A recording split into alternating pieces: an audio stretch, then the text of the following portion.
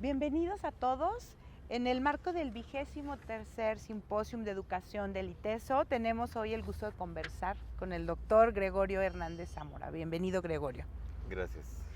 Gregorio Hernández Zamora es profesor universitario e investigador dedicado principalmente a la línea de pedagogía, lengua y cultura escrita. Miembro del Sistema Nacional de Investigadores, ha sido diseñador educativo, autor de programas y materiales para la SEP, profesor de la UAM, de la UNAM, autor de diversos artículos y libros relacionados con alfabetización, tecnologías, consumos culturales, la migración, la lectura, la escritura y la literacidad.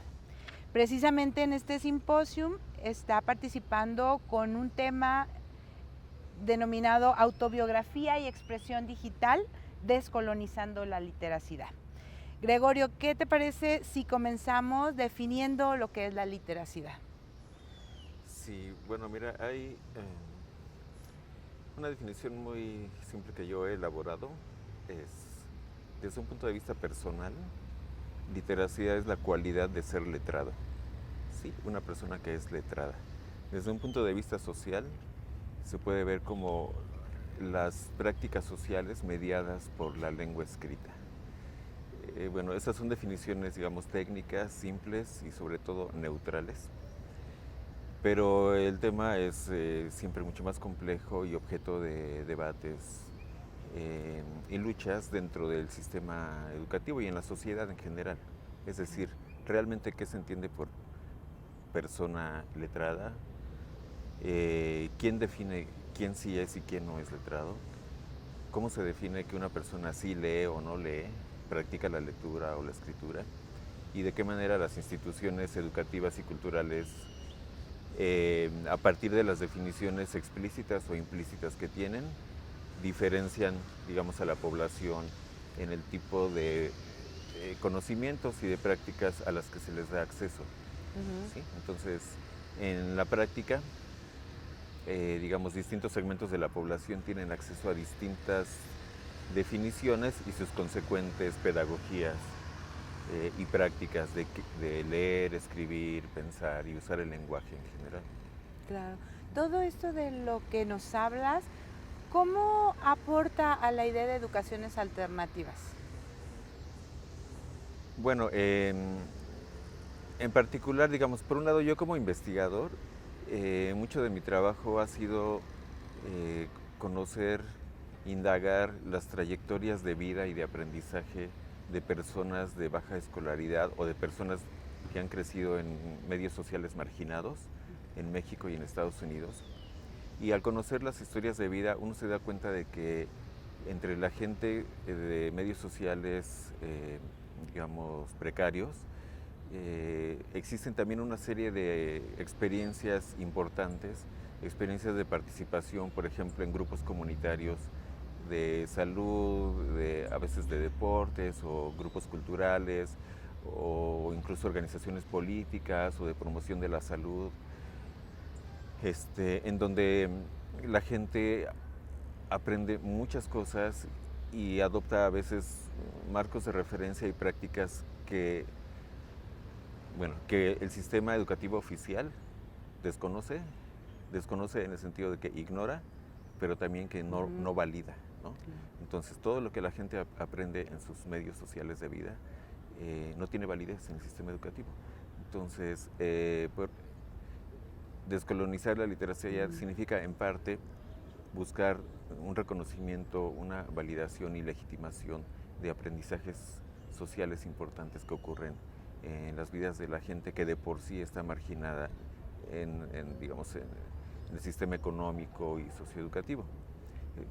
Y dentro del sistema educativo también puede considerarse el tema en el sentido de que, digamos, yo tengo una observación, una constatación después de haber atravesado yo mismo por toda la escalera educativa desde primaria hasta posgrado y de haber sido profesor, sobre todo en educación superior, que los estudiantes terminan el sistema educativo, los que salen de licenciatura e incluso los que entran a posgrado o van saliendo de posgrados, buena parte de la formación que se les da es alienante.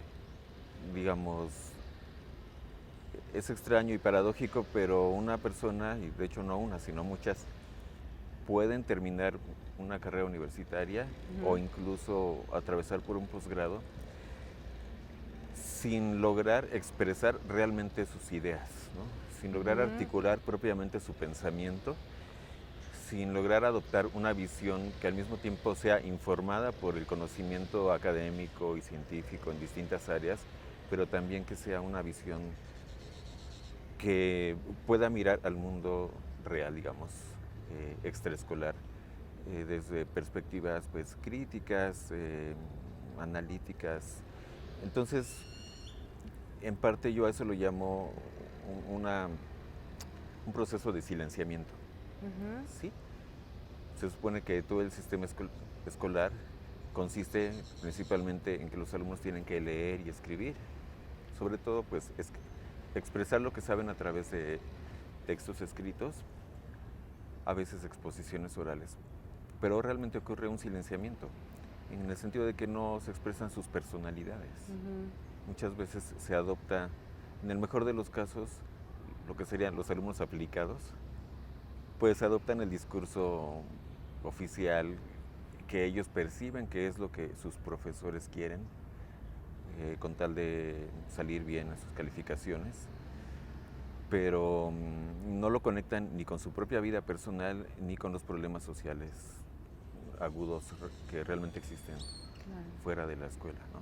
Entonces, descolonizar ahí la literacia significa enseñar y crear espacios donde los estudiantes se reconecten con sus identidades, con su personalidad, con su voz personal, que puedan decir y escribir cosas donde ellos sientan que son ellos.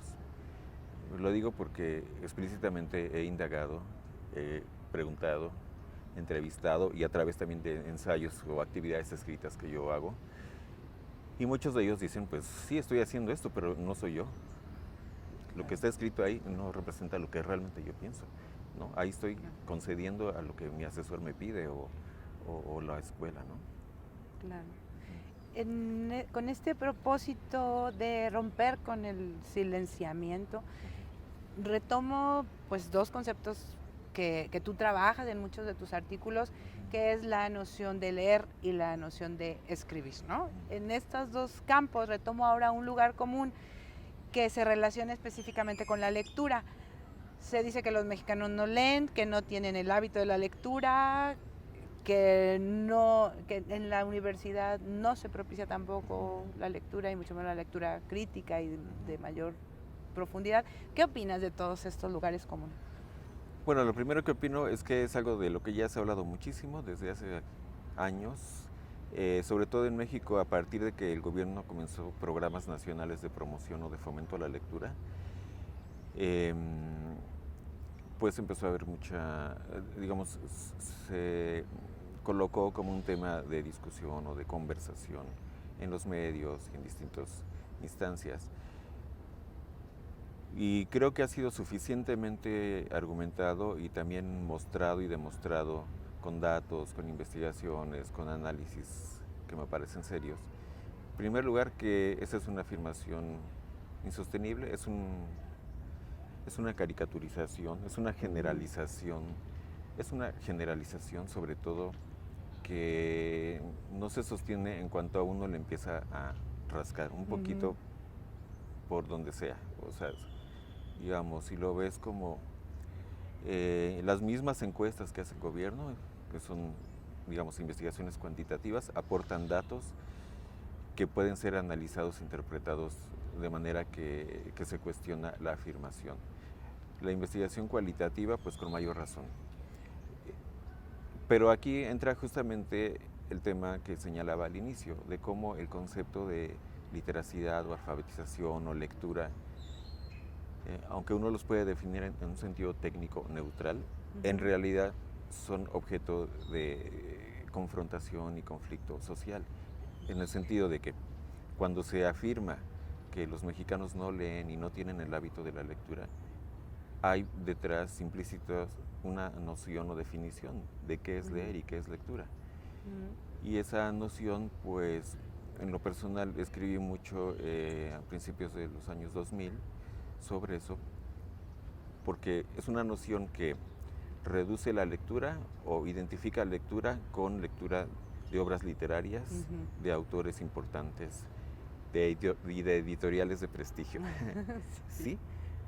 Yo como investigador, digamos, como te digo, rastreando las historias de vida de mucha gente marginada, justamente de la población sobre la que aplicaría esa afirmación de que los mexicanos no leen, no, o sea, nunca he encontrado una persona que no lee en sí, ¿sí? O sea, todos realizan prácticas de lectura, algunas que tienen que ver con necesidades de la vida cotidiana, leer anuncios, letreros, documentos personales para trámites, etcétera.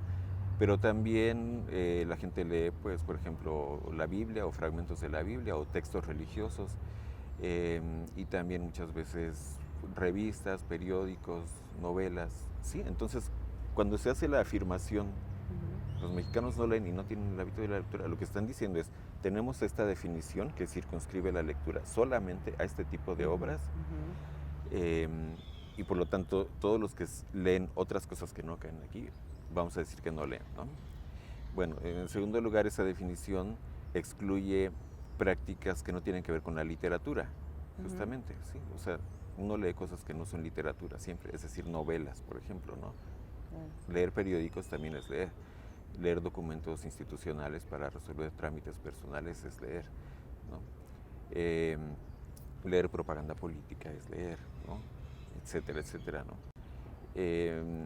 Y bueno, también una tercera dimensión que yo he cuestionado del concepto del hábito de la lectura es que se le identifica con una función que es leer por placer, o una modalidad de leer, ¿no? O sea, se dice que si la gente no lee por placer y gusto, eso no es leer. Y la gente que hace esa afirmación generalmente señala que leer por obligación no es leer. Bueno, yo creo que cualquiera que ha pasado por el sistema educativo efectivamente ha leído muchas cosas que no hubiera elegido leer porque ni siquiera las conocía, ¿no? Pero eso es parte de la formación. O sea, tú no puedes elegir lo que ni siquiera sabes que existe, en cualquier aspecto, no solo en la lectura. Pero limitándolo solo a la lectura, pues sí, hay muchas cosas que uno lee en la primaria hasta la universidad que no sabías que existían, no lo elegiste. Y en parte estaba conectado con actividades formales de aprendizaje dentro de cursos formales. Entonces, tampoco creo que es sostenible la idea de que eso no es leer, solo porque no lo hicieron por iniciativa personal, por gusto y placer, al margen de cualquier otra necesidad. Bueno. Y ahora en esta era tecnológica, bueno, también todo lo que se lee a través de las pantallas no entraría en la definición canónica de lectura, ¿no? Es otra forma exacto, de leer. Aunque pues también ya los discursos oficiales en parte se han ido reorientando a partir de justamente los críticas y comentarios de analistas, de estudiosos, de distintos países. Entonces, ya digamos en los discursos oficiales sobre la lectura, pues también se incorpora la lectura en pantalla, le llaman, ¿no? Lectura en medios digitales, en dispositivos como computadoras o teléfonos celulares, etcétera. Pues entonces, ahí realmente para mí el tema, o un tema importante del cual he escuchado poco o casi nada, digamos, si uno entiende por leer, descodificar un código escrito, es decir, letras. Las letras pueden estar escritas en un papel, que puede ser una hoja suelta, un periódico, una revista, un libro, o pueden estar escritas en una pantalla digital. En ese sentido estrictamente técnico, pues sí, creo que todo eso es leer. Pero ahí también hace falta introducir el tema de qué es importante leer y para qué leer, ¿no? O sea, no es solo importante, porque en la visión predominante que es por un lado de las instituciones, por otro lado de los medios de comunicación, que insisten en la cantidad de la lectura, ¿sí? Que evalúan la, La velocidad, y la fluidez y esto. sí, digamos que califican a los países por, los ranquean, Sí, perdón sí. por la palabra, en función del número de libros que se leen al Claro. año, pero ese es un cálculo estadístico matemático estrictamente, o sea, simplemente se dice, tal año se vendieron X número de libros y la población de ese país es X número de habitantes, se hace una división, entonces se dice, pues, en ese país se leen 2 libros por año, ¿no? O 5 o 10 o los que sean. Ahí es un concepto abstracto y extraño de lectura, tanto del lado oficial, y yo también lo he visto incluso dentro de grupos promotores de lectura, que no cuestionan en sí el concepto de realmente qué es leer y por qué nos importa, por qué es importante que la gente lea. Y aquí recuerdo las palabras de, pues, un hombre que escuché en una conferencia en Estados Unidos que decía, si comparáramos leer con comer, es como si estuviéramos diciendo, es como si los padres les dijeran a sus hijos, lo que me importa es que comas, tú siéntate a la mesa y llénate la panza con dulces, golosinas, helados, refresco, lo importante es que comas, ¿no? Pero uno no haría eso, o sea, digo, solo padres muy irresponsables harían eso, dejar que su niño lea lo que es, coma lo que sea, porque el objetivo fuera llenarle la panza. Claro. Con la lectura es lo mismo, exactamente, para mí es no llenar la panza, sino la mente, ¿no? Y al llenar la mente creas personas y personalidades, intenciones, destinos de vida, identidades. Entonces sí importa también qué cosas se están leyendo y para qué, ¿no? Claro. Entonces ese lado queda totalmente fuera de la discusión cuando todo se centra en la cantidad, en el número de páginas o de libros, o el medio material en el que está escrito el texto, si son libros, si son revistas o si son pantallas, ¿no? Claro. Cuando lo importante está en para qué se lee y qué se hace con lo que se lee, entonces lo entiendo, ¿no? Exacto, bueno, pues ahí yo creo que pues existen muchas funciones y hay varias que me parecen totalmente válidas. O sea, la gente sí quiere y necesita, digamos, construirse una profesión, un oficio para vivir, para ganarse la vida. Y en ese sentido, pues leer cosas para enterarse, instruirse, aprender, es totalmente válido y no lo veo como algo secundario o pues reprobable, ¿no? Por otro lado, como seres humanos, pues toda la gente necesita contestar y tener algunas ideas sobre preguntas fundamentales de la vida, ¿no? De nuestra identidad, quiénes somos, por qué estamos aquí, en qué momento estamos de la vida personal y de la vida del mundo, ¿no? Sobre nuestro pasado y futuro, las posibilidades de uno como persona, como individuo,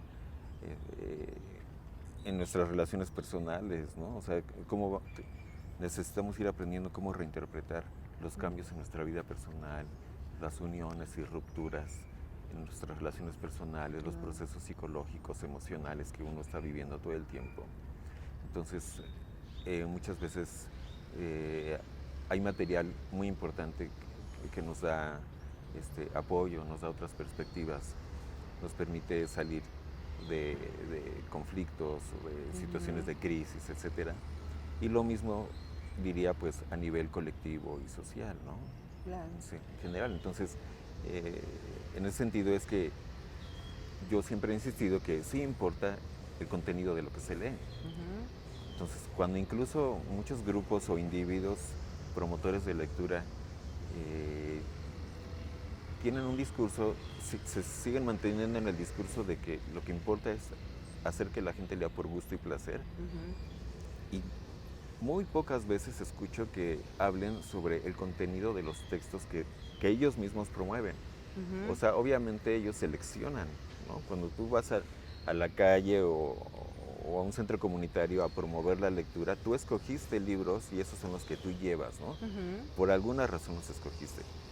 Y yo he encontrado que en general muchos de esos textos que se eligen para promover la lectura, yo diría que muchos que yo he conocido son buenos.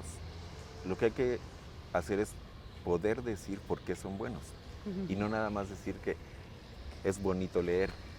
Entonces aquí te traigo algo para que aprendas digamos, para que desarrolles el placer de la lectura, ¿no? O sea, te estoy leyendo una historia, puede ser un libro infantil para niños de 3 años, tiene personajes, tiene historias, tiene dilemas humanos y emocionales, ¿no? El niño que quería tener un perrito y sus papás no se lo querían comprar, vive una situación humana, ¿no? Atraviesa problemas, conflictos de incomprensión, deseo, frustración. Bueno, porque habla de esas cosas, es importante ese texto. Y ahí es donde justamente creo que es donde sí se diferencia lo que mucha gente llama la literatura barata. O sea, lo que es barata no solo porque cueste poco dinero, o ni siquiera porque la produzcan empresas comerciales, ¿no? Sino porque no ofrece los matices ni las perspectivas que permitan realmente un crecimiento de las personas, ¿no? Son historias donde hay estereotipos y donde muchas veces están llenas también de actitudes de violencia, de discriminación, o sea, sí, claro. que contribuyen a lo que contribuyen la lectura, la que sea, ¿no? Buena o mala, contribuye a una cosa, es a crear personalidades e identidades, ¿no? Entonces, en ese sentido, para mí, como, digamos, promotor cultural y como maestro, educador, etcétera, yo veo mi trabajo no tanto como promover la lectura. O sea, yo recibo gente, por ejemplo, estudiantes que llegan a la universidad, que provienen de toda una vida de haber consumido miles y miles de horas de ver programas de televisión, telenovelas, series gringas, partidos de fútbol, que son absolutamente fanáticos de eso, que saben todo acerca de eso y nada acerca de otras cosas, que les es muy difícil ver y apreciar de otra manera la vida, las personas, incluso sus propias posibilidades de vida. Entonces, para mí el tema no es promover la lectura, sino moverlos de los esquemas que ya tenían, que fueron construidos a través de esas prácticas y materiales de lectura, hacia otros. O sea, como ampliar su gama, su panorama pues, de recursos, de símbolos, de conceptos e ideas para mirar el mundo. Claro. Todo lo que comentas, bueno, me parece sumamente interesante y me recuerda un poco la frase sobre la lectura de Paulo Freire, ¿no? Leer para comprenderse a uno mismo, leer el mundo, más que en el sentido de leer un texto en particular, es leer un texto para poder leer después el mundo, leer al otro, leer lo que está sucediendo en la realidad, ¿no? Eso es lo que voy. Pues es una frase que es muy famosa, que dice leer los textos para leer el mundo. No sé si esa frase originalmente la inventó en inglés, porque él estuvo viviendo unos años en Estados Unidos y escribió cosas en inglés. Porque en inglés es una frase que rima, digamos, es una frase poética, ¿no? To read the word, to read the world. Claro. ¿No? Leer la palabra para leer el mundo. Y a mí siempre me ha gustado, por un lado, porque es muy corta, muy sencilla, pero muy profunda en su significación e implicaciones. Claro. Prácticamente es la frase que resumir lo que dice mejor todo lo que acabo de decir. No, bueno, no o sea, me me importa es Ajá. Hacer que la gente lea palabras Ajá. para que amplíe su mirada al mundo. Y su mundo, Claro. el mundo incluye a ellos mismos. Claro, sí, sí. Como individuos y en sus relaciones personales. Y su lugar, y sus distintos lugares sociales, ¿no? Los distintos lugares que la sociedad le asigna a uno. Y poder identificar, como diría el conferencista de hace rato, las jaulas invisibles en las que uno está metido, ¿no? Cierto. Por lo menos tener conciencia de que está uno metido en ciertas jaulas invisibles. Y pues ya es otra cosa decidir si te sales y encontrar maneras de... Claro. Y aquí en este punto me encantaría que profundizaras un poco sobre el papel también de la escritura, ¿no? Y la relación tan profunda que hay entre estos dos actos. Bueno, en lo personal yo lo ligo esto también con el concepto de la descolonización de la literacidad, porque tanto el discurso educativo oficial como el discurso cultural de promoción de la lectura posicionan a la gente en el rol de consumidores, de consumidores de ideas y de textos y de palabras. Cuando se dice que el objetivo, cuando se establece como objetivo, como agenda de acción, ya sea institucional o de acción comunitaria, formar lectores, suena bonito, pero es una visión parcial, bastante cuestionable además. Sí, uno podría decir, bueno, es mucho mejor que una persona haya tenido y tenga experiencias lectoras variadas, amplias, que alguien que no, que toda su experiencia lectora se reduzca a un tipo de material y a un contenido, ¿no? Pero aún así, el que ha tenido más experiencias lectoras en toda su vida está colocándose a sí mismo solo en un lado del proceso de la lengua y de lo que sería la formación del sujeto humano. O sea, esto está totalmente conectado con la idea de lo que se trata no es para mí formar lectores, sino formar agentes o actores sociales, ¿sí? Claro. O lo que algunos llaman sujeto social, ¿no? Pero me gusta más la palabra actor, porque es fácil ligarla a su sentido teatral, cinematográfico, o sea, sí, en el teatro, en el cine, hay actores y hay público. Sí, entonces, cuando decimos que queremos formar lectores, lo que estamos diciendo es formar públicos. Eso es lo que ha hecho la radio y la televisión toda la vida, sin decirlo. Nos colocan en el papel de público. Claro. O sea, en el mejor de los casos eres un público muy informado, muy enterado de lo que hay. Pero pasivo finalmente. Y hay gente que se ve a sí misma incluso como gente muy culta porque sabe mucho de música, por ejemplo, porque ha escuchado muchas horas de música y te puede decir nombres de artistas, de obras, de estilos y géneros, etcétera, pero no toca un instrumento, por ejemplo. Nunca ha vivido el lado de ser el que haga música. Claro. Y lo peor de todo para mí es que ni siquiera ha sentido la necesidad de ser un creador de música, ¿no? Claro. Y cuando te pones del lado del creador, te estás subiendo al estrado, digamos, o sea, te estás poniendo del lado de ser un actor, ¿no? Entonces, a eso me refiero yo cuando enfatizo a veces la importancia de la escritura. Y como dicen muchos escritores y también profesores que dan cursos y talleres de escritura, tú para escribir tienes que leer, tienes que ser un lector. Si realmente te interesa hacer buena escritura, del tipo que sea, literaria o incluso técnica, pues tienes que estar informado y tienes que estar leyendo. Pero tú puedes leer solamente y no necesitas escribir. O es como puedes escuchar música y no necesitas tocar música. Pero si estás del lado de ser el actor que produce música o escritura o pintura, necesariamente tienes que también conocer y consumir. Claro. Eso. Y ahora, como tratando de redondear esto, que no nos queda mucho tiempo, con el dominio de la lectura, de la escritura o la incursión creativa en estos dos campos, de la literatura y de la literacidad, ¿esto qué puede aportar para la solución de problemas sociales? ¿Qué podrías decir sobre esto? Pues bueno, mira, por un lado,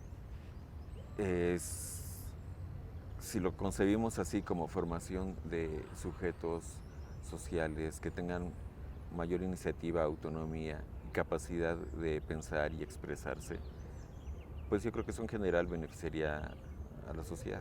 En donde quiera que esté una persona que tenga mayor iniciativa, posibilidad de articular ideas, no solamente de obedecer órdenes, seguir instrucciones, pues yo creo que eso es bueno, tanto en el medio laboral como en la ciudadanía política, etcétera, donde sea, ¿no?